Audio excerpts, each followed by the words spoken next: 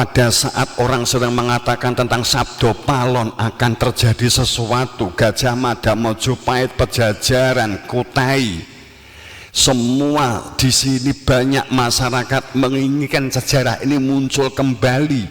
Mojopahit banyak mengatakan akan muncul kembali, Pajajaran muncul kembali, Mataram muncul kembali, yang dimana sekarang 12 kerajaan Indonesia sedang rembuk. Bagaimana untuk menyikapi keadaan bangsa yang sekarang ini tidak dapat dipercaya untuk mengelola negara ini? Yang diperlukan, biarlah mereka ngomong apa, tapi yang diperlukan oleh kita, yang diperlukan oleh Anda, bukan masalah memunculkan situs dan kerajaan Mojopahit secara fisik di kondisi saat ini muncul ke permukaan sebagai candi, atau munculnya situs, atau munculnya Pajajaran, munculnya Kutai, munculnya Palembang, munculnya Samudra Pasai. Tapi yang diperlukan adalah sistem kesadaran yang ada di sistem mereka dalam membangun harmoni, keselarasan, kedamaian yang dipijakkan dalam kebangkitan kesadaran sistem kelola sosial kolektif.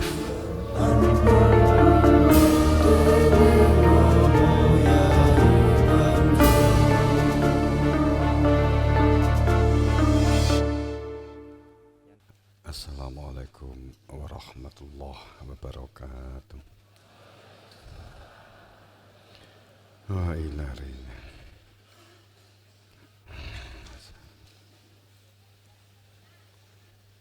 Al-Fatihah. Ar-Rahmanir-Rahim.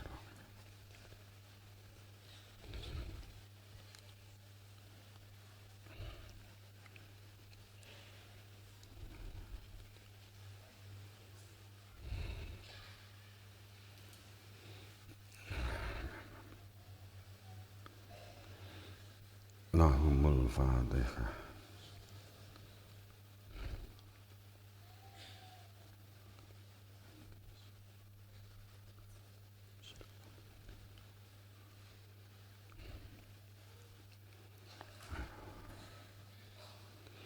Al-Fatihah. Ar-Rahman.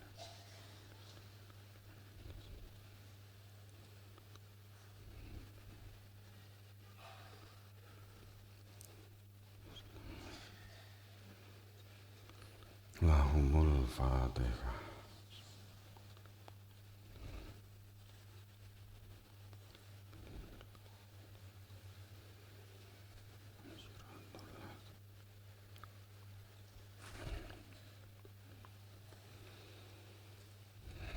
Bismillahirrahmanirrahim. Bismillahirrahmanirrahim. Alhamdulillahirabbil alamin. Asyhadu an la ilaha illallah wa asyhadu anna Muhammadar Rasulullah. Allahumma shalli ala sayyidina Muhammad wa ala ali sayyidina Muhammad. Wa dzakuru nikmatallahi alaikum wa mitsaqahu allati wa tsaqakum bih idz qultum sami'na wa ata'na wa taqullaha innallaha alim bi dzati sudur. Jamaah rahimakumullah kakung suami putri, para anem sepuh, sesepuh, para ramaya yang gak bisa sebut satu persatu semuanya. Pertama, kita memposisi sebagai hamba yang pandai bersyukur sebagai kunci pembuka kehidupan kita. Dengan syukur akan menjadi hamba yang lapang dada. Dengan syukur kita menjadi hamba yang berserah diri. Dengan bersyukur kita menjadi hamba yang memenuhi panggilan jiwa untuk menjalankan kebenaran dengan orientasi kesadaran Kedua sholawat salam pada junjungan kita Rasulullah Sallallahu Alaihi Wasallam.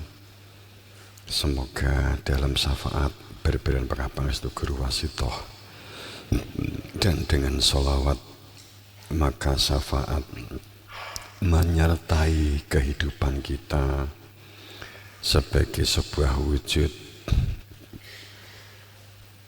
kesadaran kita sehingga ditempatkan oleh Allah menjadi hamba yang diakui keberadaannya dalam ikatan bersaksi, sehingga dengan syukur dan sholawat kita di dunia ini, lahir di dunia ini bukan sekedar hanya lahir untuk hidup, hanya lahir untuk memenuhi pengisi waktu kosong, sehingga kita lahir itu tidak hanya sekedar untuk memenuhi waktu kosong, menunggu jadwal antri mati yang sesuai umurnya masing-masing. Tapi bagaimana kita hidup di dunia ini untuk menjadi manusia yang memproses diri, memiliki kesadaran, sadar dalam kehidupan berdunia ini, kita sadar, dan kesadaran itu sampai terangkatnya batas antara material dan non material, bahwa dunia dan akhirat itu sesungguhnya adalah berhimpit, sehingga gelaran kita juga tidak untuk hanya menjadi orang-orang yang penggembira di dunia ini, bersorak-sorai hanya sekedar pada saat mengejar menang dan kalah, menang bersorak-sorai, kemudian saat kalah berderai air mata. Namun ada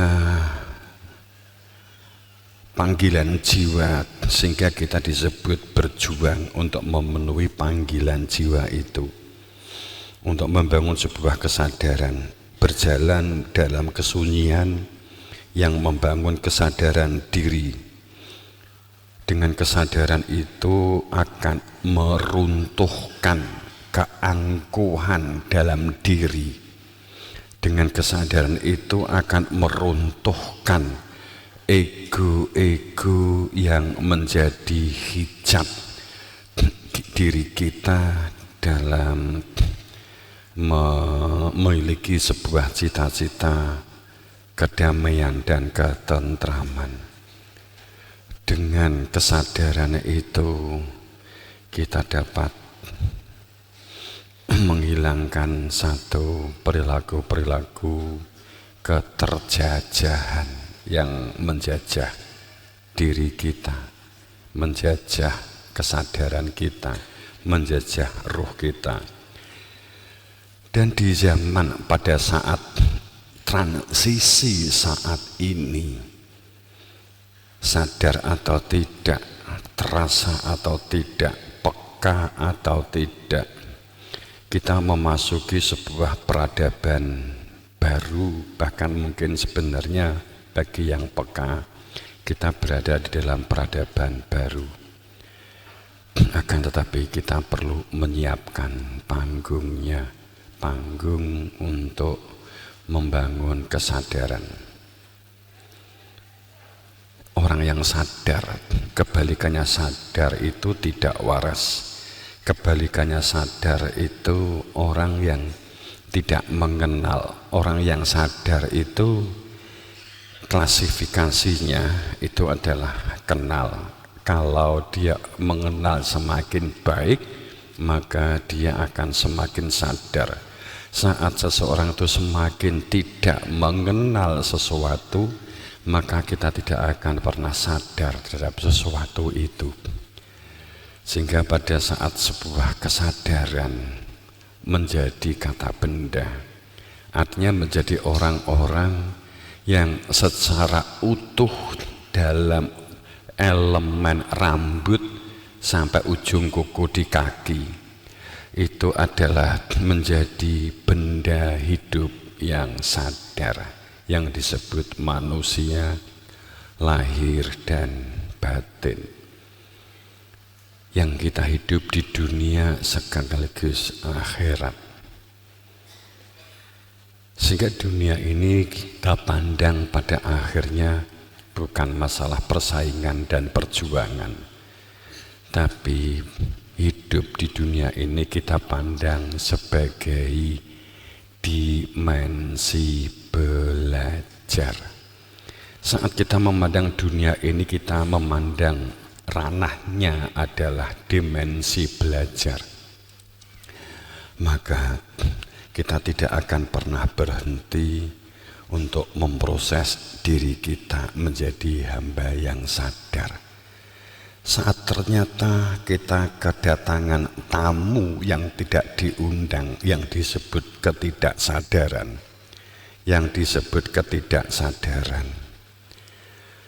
maka pada saat kita memahami ini adalah dimensi kesadaran,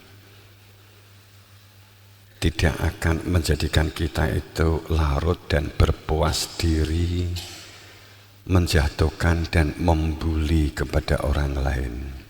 Saat kuncinya adalah sadar, sehingga hidup ini mestinya, katakanlah NBCT-nya itu atau tolok ukur sebuah kemajuan diri yang kita bangun menjadi sebuah tolok ukur kemajuan komunitas, apalagi sebuah berbangsa bernegara, itu adalah kesadaran. Maka kita berproses mewujudkan surgawi dunia. Kehidupan adalah kesetaraan, bukan masalah partisipasi. Kehidupan adalah kesetaraan. Berbeda kesetaraan dan partisipasi.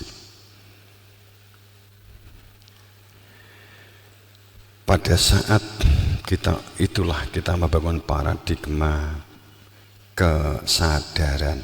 Akan tetapi bagi para pelaku, pengendali dan kontrol kehidupan dalam pelanggengan kekuatan dan kekuasaan, dalam ranah politik, apalagi ranah partai, ranah bagian dari tai-tai, maka pada saat kita berpikir, pada saat berbicara tentang partai, karena part itu artinya bagian, tai itu kotoran yang keluar dari perut, maka partai itu adalah pecahan-pecahan kotoran yang kita perlu buang. Itu kalau enggak dibuang sakit perut. Itulah yang tadi Romo alami.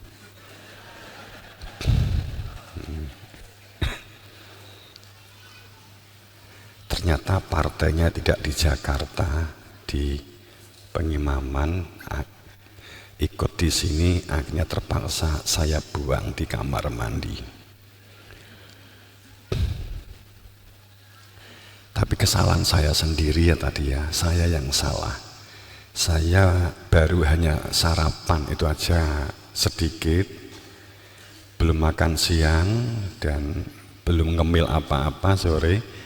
Asumsi saya itu tinggi energi, terus aku lama gak begitu ngombe pil, jadi enek pil sisa-sisa loro telu sak genggam tak lebokne weteng, dadi gawe tadi gitu.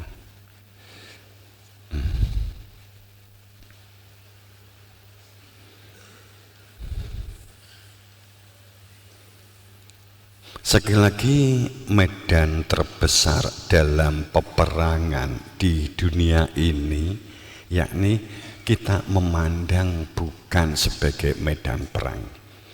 Medan terbesar dalam peperangan di dunia ini kita tidak memandang sebagai medan perang, tapi sebagai tempat yang sebaik-baiknya untuk membangun sebuah kesadaran melalui proses belajar.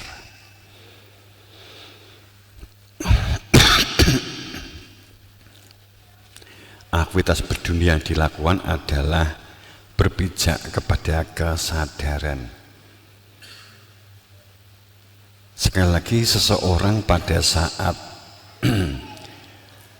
kehidupan di dunia ini nyaman dengan mengendalikan dan ngontrol orang lain, pola manajemen, pola pemimpin, pola kepemimpinannya, pola kemanajemenannya, itu adalah pola mengendalikan diri.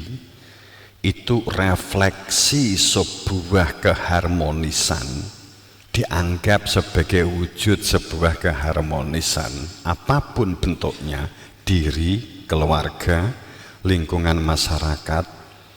Saat orientasinya adalah mengendalikan diri dan kontrol untuk orang lain, maka kebahagiaan dan kedamaian, bahkan kemajuan itu akan bersifat semu. Kita lihat banyak negara maju yang mereka ini karena mengendalikan kehidupan rakyatnya, kemudian negara itu maju dengan sains dan teknologinya. Sains dan teknologi yang dikembangkan digunakan untuk mengontrol rakyatnya, sehingga tidak ada celah bagi rakyat. Dengan apa yang dilakukan, semuanya itu ada di dalam kontrol penguasa yang sistemnya adalah ngontrol dan mengendalikan. Maka teknologi yang hebat yang dibanggakan itu hanya bersifat semu, sehingga semua informasi akan dipelintir sedemikian rupa. Media akan menutupi segala kemungkinan bahwa rakyat-rakyat yang terpinggirkan akan tidak pernah diangkat menjadi bagian dari rakyat mereka, seperti tidak diakui sebagai rakyat mereka, karena mereka akan mengangkat sains dan teknologi. Apakah ini salah? Jani juga nggak salah amat-amat. Niwi rakyat goblok dipateni wae, itu jani bener jani. Penak ngono kuwi. Dijak maju ra kenek, sing paling penak program pemerintah satu, matikan mereka yang bodoh. Itu.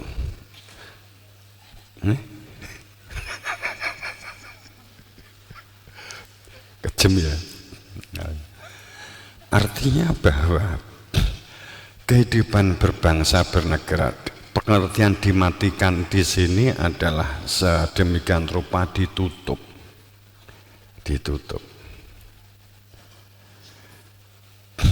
Kita melihat di beberapa titik sebuah bangsa bahwa sains dan teknologinya luar biasa. Akan tetapi jika kita mau detail melihat kehidupan rakyatnya, ternyata di bawah garis kemiskinan juga sangat besar. Itu akibat sebuah pertumbuhan komunitas atau entitas itu dipijakkan pada pola kontrol dan pengendalian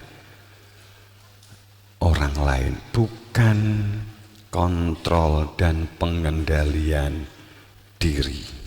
Ironinya, sistem ini legal, formal, dan ada pelatihan-pelatihannya. Bagaimana cara memanage dan mengontrol orang lain dalam sistem kepemimpinan.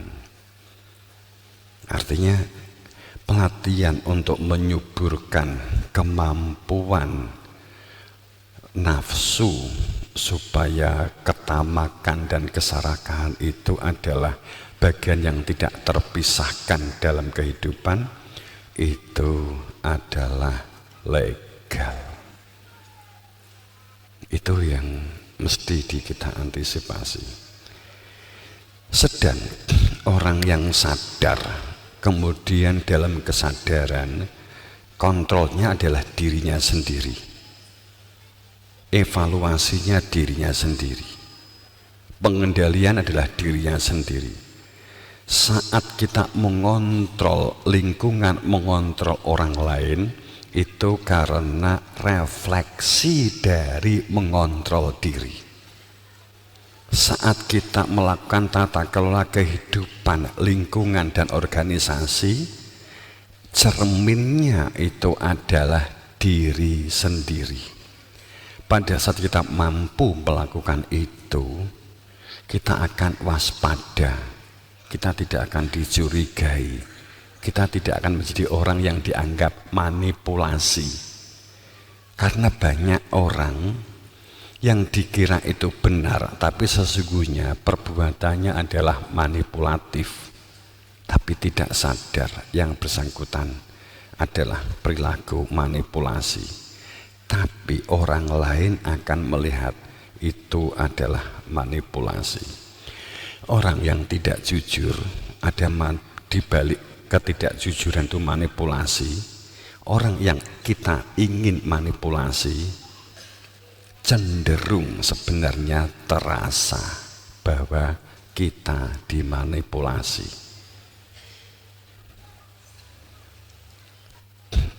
Akan tetapi anehnya lagi, ternyata manusia senang dimanipulasi. Atau dengan kata lain, manusia itu senang dibohongi dan bangga dengan dibohongi. Faham? Pimpinan politik, pimpinan daerah, pimpinan anggota yang kemarin di demo hebat, kalau ditanya rakyat kan tahu kan, itu kan dimanipulasi kan. Kan setiap pilihan kan mereka tahu semua toh. Janji setelah itu nggak diwujudkan, itu berapa sering sih? Walaupun akhirnya ngomongnya sing penting entuk sangu, sing tak coblos sopo sing ngekei sangu paling besar, begitu kan? Bener? Isunya kan begitu kan ya.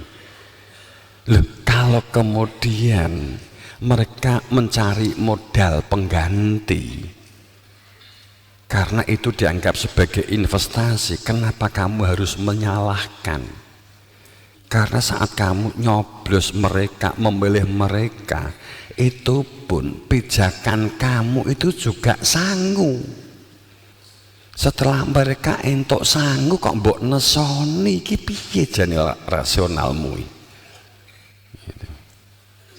Ya contoh kan begitu. Kedua, kan jelas-jelas kowe yang ngerti kalau itu dimanipulasi. Genah, itu nek jagongan di warung, iki awak dhewe mesti diapusi iki. Tapi kan budal nyoblos kowe. Piye sih jane rakyat ki? Kan bingung nih. Bingung nih, judek nih, gatel nih. Bagi mereka kan bingung. Makanya enek anggota DPR semua tolol ya wajar lah. Ojo nesu. Kembali kesadaran. Kuncinya adalah perilaku sadar. Wis toh, kalau orang nggak sadar, tapi kita harus tahu rumusnya sadar itu. Orang sadar itu seperti apa?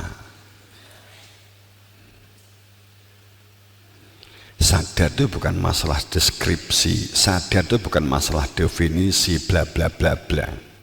Sadar itu masalah wujud konkretisitas sadar itu konkret, faktual, karena ada sebuah alat atau media yang menjadikan sadar atau ilmu sadar. Ilmu di sini berbeda dengan wawasan atau wacana. Wawasan dan wacana itu definisi dan deskripsi. Definisi dan deskripsi itu sebenarnya sifatnya hanya menstimulus terhadap ilmu untuk memberi penjelasan, pemahaman tentang ilmu. Akan tetapi ilmu itu sendiri adalah sesuatu untuk membuka hakikat,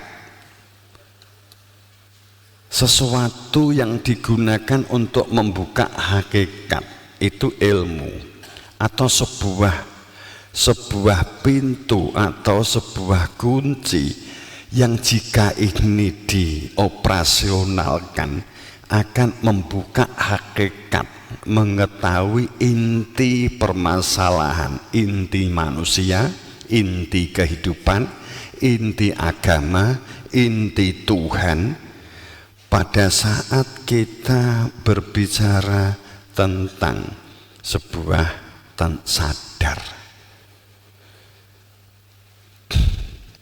itu pasti berkaitan dengan ilmu, bukan, sekali lagi, bukan masalah deskripsi, bukan masalah definisi, akan tetapi masalah ilmu.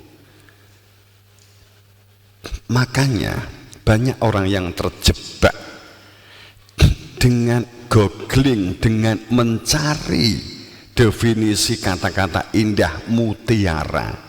Betapa banyak orang yang mungkin membuat suatu narasi, kalimat, diksi yang dipilih begitu indah sehingga dapat melenakan seseorang yang secara, jika tidak detail, secara sekilas mengatakan bahwa ini definisi atau deskripsi yang luar biasa.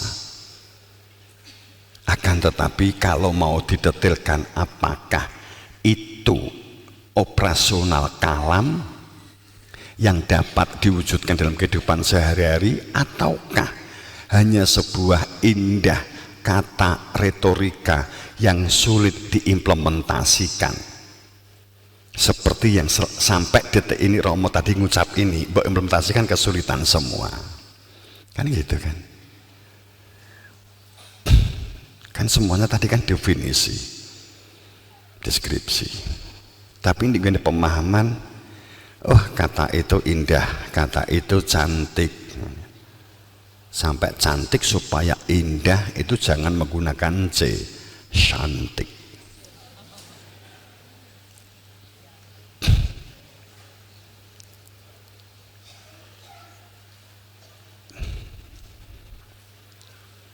Jadi sadar itu kebalikannya tentu tidak sadar, tidak waras.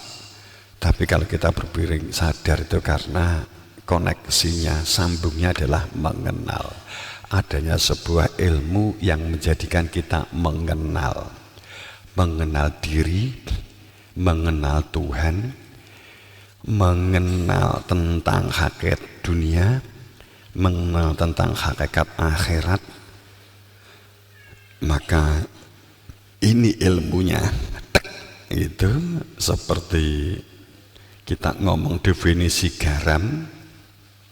Bagi orang-orang yang puitis dapat mengungkap garam dengan bahasa yang sangat indah. Tapi bagi orang-orang aplikator, orang yang sadar, itu yang diperlukan bukan kata indah garamnya, akan tetapi wujud garamnya. Maka dengan itu diperlukan sebuah ilmu. Garam ki ngendi diemplok, itu yang dikatakan membangun kesadaran dalam senyap. Kalau ada istilah bangun kesadaranmu dalam senyap, gitulah. Cik bingung, bangun kesadaran teh dalam senyap. Aku gak iso mendefinisikan apapun tentang teh ini. Bangun kesadaran ini dalam senyap, maka kamu akan mengenal teh dengan baik. Jika bangunan pemahaman teh dibangun di atas keramaian, kita nggak akan dapat menikmati teh itu, dan tehnya tidak wujud. Maka mergo nek ngombe mesti menang. Nek apa ngombe karo ngomong keselak. Makanya kesadaran itu dibangun dalam senyap. Tapi kalau kesadaran dibangun dalam ramai, itu hanya retorika. Biasanya hanya retorika.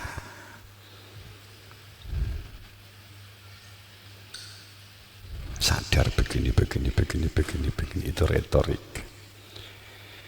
Jadi ya intinya kalau saya mengenal teh, ya saya akan sadar ini teh. Ini sadar. Kalau orang nggak tahu mana teh, mana kopi, nggak pernah bisa merasakan perbedaannya, ya nggak mungkin sadar. Kan begitu kan. Terus kemudian orang yang mampu mengelola dirinya sendiri itu seharusnya mutlak mengenal diri supaya menjadi manusia yang sadar diri. Orang yang tidak memiliki kesadaran diri, kemudian orang yang tidak memiliki sadar diri itu apa sih dampaknya? Rasanya mati, nggak ada empatik, nggak ada simpatik, bergeraknya semuanya pijakannya senang untuk memenuhi kebutuhan dirinya sendiri. Sebenarnya kalau kita ngomong politik, kalau ini kita larikan ke atas sana, kowe nggak perlu nesu kalau siapapun, entah lurahmu, camatmu, bupatimu, bahkan sampai presiden umpamanya, ternyata mementingkan dirinya sendiri, partainya sendiri, kowe nggak perlu nesu. Karena kuncinya untuk dapat memiliki perilaku simpatik, empatik, dan menjadi manusia sadar, kalau menggunakan logika ini, kuncinya adalah mengenal diri. Kalau ternyata ada orang yang tidak mengenal diri jadi pimpinanmu, saya nggak ngomong subjek, bisa jadi mereka kenal dan tidak, saya kan ngomong umum. Tapi kalau mereka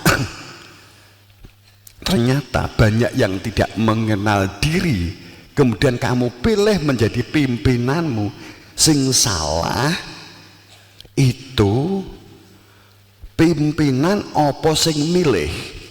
Ayo logika. Sing salah siapa? Yang milih. Jadi pada saat ternyata kemudian kamu pilih, ternyata dia nggak tahu diri, kowe nesu, itu salahnya double. Kan gitu logikane. Jadi pada saat kita tuh membuat nominasi untuk menjadi pemimpin, salah satu kriterianya tuh mestinya tahu diri. Apapun kuncinya tahu diri. Kalau kamu jadi manajemen, kalau kamu jadi di bagian personalia, yang harus dipelajari itu adalah tentang tahu diri. Tapi kita sering terjebak di dalam situasi modern saat ini, saat yang dikatakan bahwa sistem kerja media itu adalah dengan sistem apa? Algoritma berbasis data, statistiknya didasarkan sebuah data, pijakannya bukan sebuah kesadaran. Menjadi normal pada saat Faktanya sing mbok pilih sapa sing ngekei duit. Logisnya. Jadi aja mbok salah nih. Lah mereka nggak tahu diri, lah mbok pilih. Nah, gitu. Kalau memang begitu. Lah kunci tahu diri itu mengenal diri, mengenal asal usul dirinya, mengenal Tuhannya. Sehebat apapun seseorang saat tidak mengenal diri, cenderungnya sadar atau tidak seseorang itu pergerakan hidupnya digerakkan oleh manipulasi. Saat belum mengenal diri,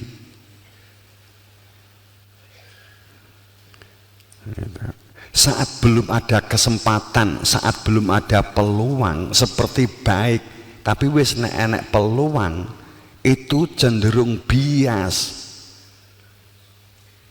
Wis itu khas.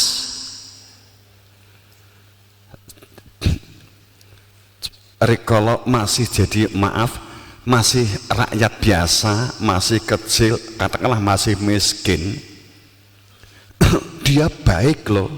Iya, karena memang belum punya kesempatan untuk manipulasi.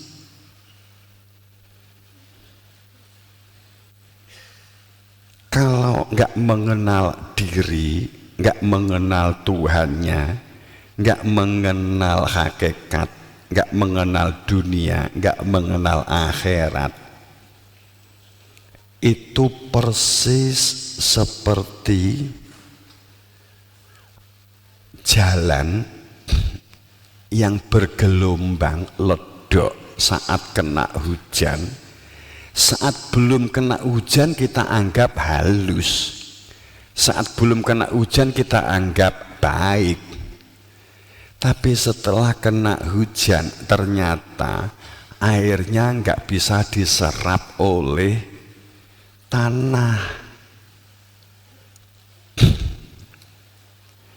Pada titik tertentu rusak, pasti rusak, karena pada saat musim hujan terus tergerus oleh air, dan jika hujan semakin besar banjir.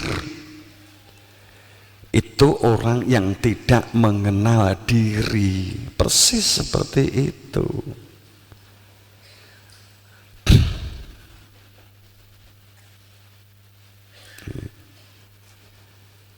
Pada saat seseorang itu tidak mengenal diri, tidak mengenal Tuhannya, tidak mengenal dunia dalam pengertian mengenal hakikat dunia itu untuk apa, enggak sepertinya loh ya, kalau kita ngomong Quran enggak mungkin memiliki kesadaran. Ada ayat yang sangat cantik, sungguh bahwa hanya dengan sholat mencegah fahsya wal mungkar. Inna sholat tanha anil fahsya wal mungkar, yang mencegah perilaku korupsi, perilaku ngapusi, perilaku kepentingan diri. Fahsya itu orang yang tidak tahu diri, orang yang semaunya sendiri, orang yang mencari kesenangan bukan kedamaian, orang yang memikirkan hanya untuk butuhnya sendiri. Dia membantu, tapi dia pamrih bahwa dirinya juga akan memperoleh lebih dari pada saat dia membantu. Di balik membantunya pamrih, di balik membantunya pengakuan. Itu adalah fahsya. Pencegahnya hanya sholat. Kemudian yang kedua, pencegahnya untuk tidak memiliki perilaku merusak sosial, merusak sistem manajemen, tidak merusak sistem keuangan, sistem yang digunakan untuk kemaslahatan, yakni kemungkaran, mengingkari orang lain, membuli orang lain, menjatuhkan orang lain. Itu hanya sholat. Masalahnya sholat seperti apa kita definisikan sesuai dengan definisi Quran atau kersane Tuhan saja. Sholat dalam makna ada Tuhan di dalam diri. Sholat dalam makna ada kesadaran di dalam diri. Sholat dalam makna ada kesadaran diri karena mengenal diri. Bukan masalah sholat jengkang-jengking, jentat-jentut. Kemudian bukan sholat karena sarung, bukan sholat karena mukena, bukan sholat karena kopiah, bukan sholat karena pamer masjid, tapi dadamu itulah kuil-kuil masjid yang dapat kamu gunakan untuk sujud membangun kesadaran di dalam masjid dirimu. Saat kamu memahami, membangun kesadaran di dalam masjid bangunan, maka kamu menjadi manusia semu, manusia pura-pura yang hanya menginginkan validasi dan menginginkan pengakuan, sehingga kegiatan yang dilakukan di dalam masjid ramai untuk mendapatkan pujian dari orang lain dan dapat digunakan untuk mengajukan proposal.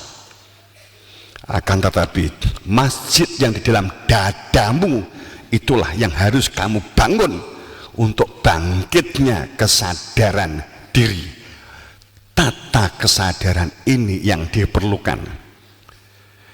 Pada saat orang sedang mengatakan tentang Sabdo Palon akan terjadi sesuatu, Gajah Mada, Mojopahit, Pejajaran, Kutai, semua di sini banyak masyarakat menginginkan sejarah ini muncul kembali. Mojopahit banyak mengatakan akan muncul kembali, Pejajaran muncul kembali, Mataram muncul kembali, yang dimana sekarang 12 kerajaan Indonesia sedang rembuk. Bagaimana untuk menyikapi keadaan bangsa yang sekarang ini tidak dapat dipercaya untuk mengelola negara ini? Yang diperlukan, biarlah mereka ngomong apa, tapi yang diperlukan oleh kita, yang diperlukan oleh Anda, bukan masalah memunculkan situs dan kerajaan Mojopahit secara fisik di kondisi saat ini muncul ke permukaan sebagai candi, atau munculnya situs, atau munculnya Pejajaran, munculnya Kutai, munculnya Palembang, munculnya Samudra Pasai. Tapi yang diperlukan adalah sistem kesadaran yang ada di sistem mereka dalam membangun harmoni, keselarasan, kedamaian yang dipijakkan dalam kebangkitan kesadaran sistem kelola sosial kolektif.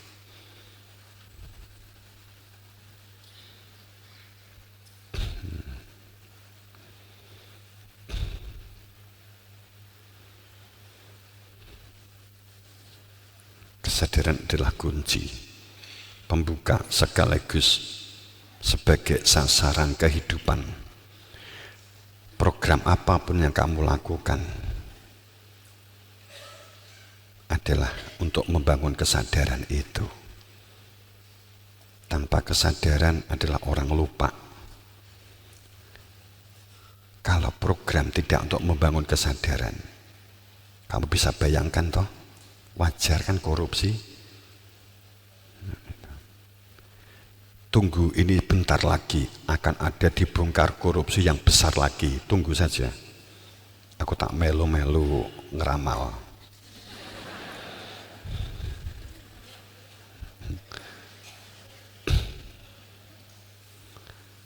Mesti ini di jero bulan ini mesti.